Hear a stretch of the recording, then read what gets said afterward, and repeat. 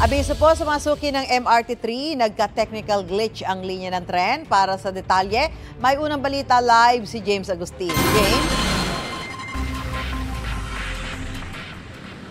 Susan, good morning. Limitado lamang operasyon ngayon ng linya ng MRT3 matapos nga magkaroon ng problema ang isang tren nito.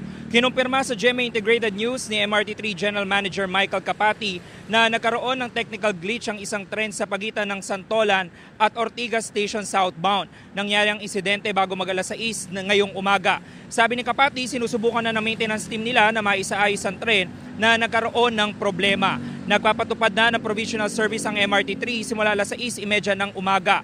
Limitado muna ang operasyon mula Shaw Boulevard hanggang Taft Avenue stations, northbound at southbound. 5 tren lang din muna ang bumabiyahe kaya asahan ng mas matagal na headway o yung pagitan ng pagdating ng tren sa estasyon.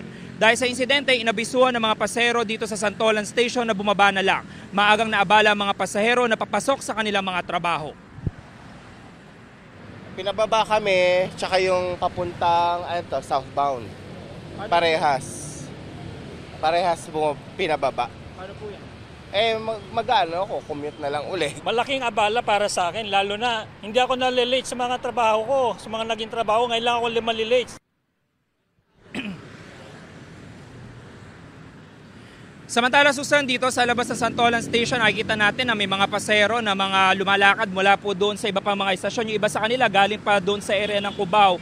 At malilate ng araw sila sa kanilang mga trabaho. Humingi po ng paumanhin ng pamuno ng MRT3 doon sa abala na naidulot nito sa mga pasahero. At hindi pa naman masabi ni Michael Capati, yung General Manager ng MRT3, kung anong oras posibleng maibalik yung buong linya ng operasyon nitong MRT3. Yun nga lang, yung mga pasahero na mula doon sa North Avenue hanggang makarating ng Shaw pabalik po ng North Avenue, asahan nyo na wala po kayong masasakyang tren at humanap na lang muna po kayo ng ibang masasakyan dahil nga po limitado pa lamang ang operasyon ng MRT3 ngayong umaga. Yan ang unang balita mula dito sa Santolan Station ng MRT3. Ako po si James Agustin para sa GMA Integrated News.